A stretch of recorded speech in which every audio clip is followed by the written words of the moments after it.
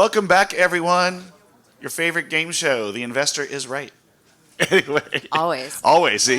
Especially if they give you a check. If they don't, then they can be wrong. But anyway, so Danielle, can you introduce yourself and tell folks a bit about your background? Sure. My name is Danielle O'Neill. I am a network advisor for Correlation Ventures. My background is more on the financial side. My first job out of school was raising money for first-time VC fund managers, which was a very difficult job. And then after that, I founded a company which was focused on helping life science companies raise capital from family offices and non-traditional investors. It's interesting because the dynamics that I started that in are very similar to today's dynamics.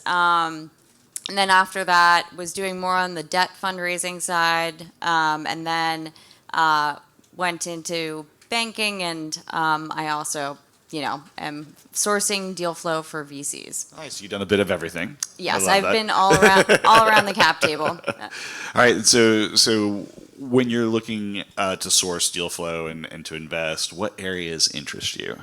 Sure. So Correlation is an early stage investor, mainly investing at seed stage. Check sizes between 1 to 5 million. We do both tech and biotech investments. Very appropriate for bullpen. We are the Moneyball of VCs. And so that means we are the OG algorithmic-based venture capital fund.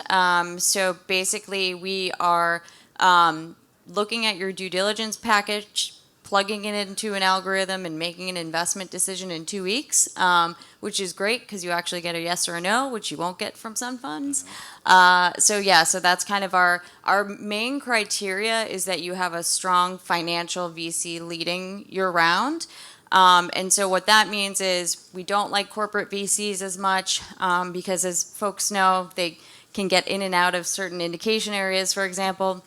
So we want to see a strong financial VC leading the round. And we're also happy to talk to folks and introduce people to other VCs in our network that could lead if we're interested in the company. Nice. And when you're looking at kind of the space of tech, does it have to be in healthcare life science application, or are you open to anything? Therapeutics, diagnostics, devices, tech bio, doesn't matter. We even do B2C stuff, which I think for a lot of funds, they don't like to touch that. So, for example, we invested in a company called Pros, which some of you may have heard of. And I recently looked at a deal that was like more a biotech application of the same kind of thing. It was like an advanced coating on the hair. So, we'll do B2C, which is a little bit different than most funds. Interesting. And so when you're looking at companies, what about them gets your attention? What sparks you? Personally, I think it's about the management team. Having been a founder myself, I know the most important thing is the ability of the management team to pivot during difficult times. So, especially right now with the environment that we're facing, you have to have a, management team that has some pretty thick skin. So for me personally, it's really about the team. Yeah, we had an expert on the podcast recently who talked about resilience and how it's actually not resilience now; it's adaptability is more important. It used to be resilience, but now it's like, can you pivot? Can you shift? Exactly. Yes. And how do you gauge if someone has that skill set?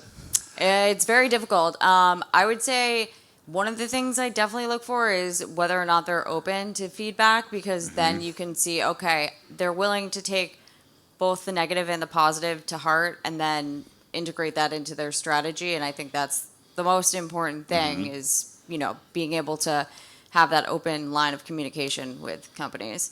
And before we throw it open to some questions, what can the bullpen help you with? What are you working on where they can assist you right now?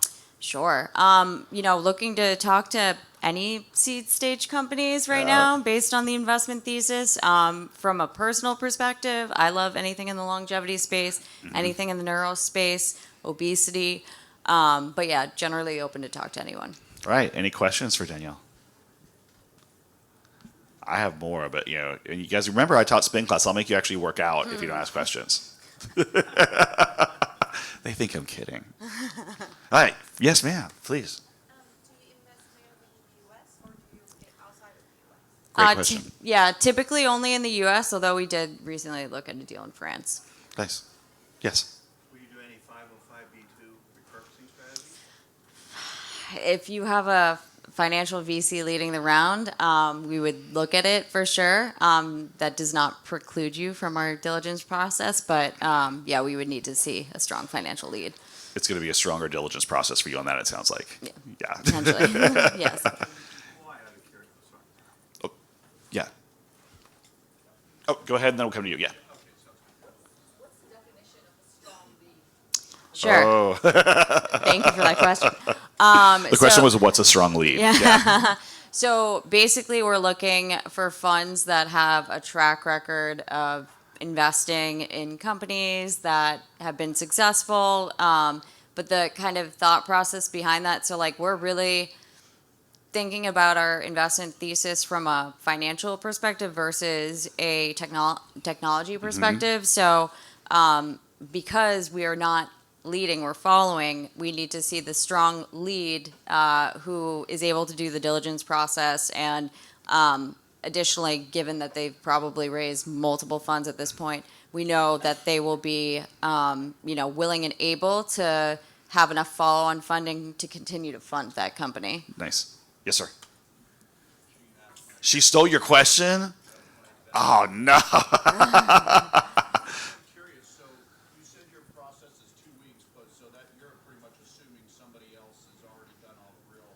Diligence, correct. Yep. Yes. So what are you guys looking for as far as timeline to get out? Typical VC. So, Yesterday. 8 to 10 year. No, 8 to 10 year life cycle. I will say we are at the end of the investment period for the current fund, so probably have like a quarter of the fund left in terms of new deployments. So what's a fun fact about you that has nothing to do with work that people can use to get your attention at some point? Sure.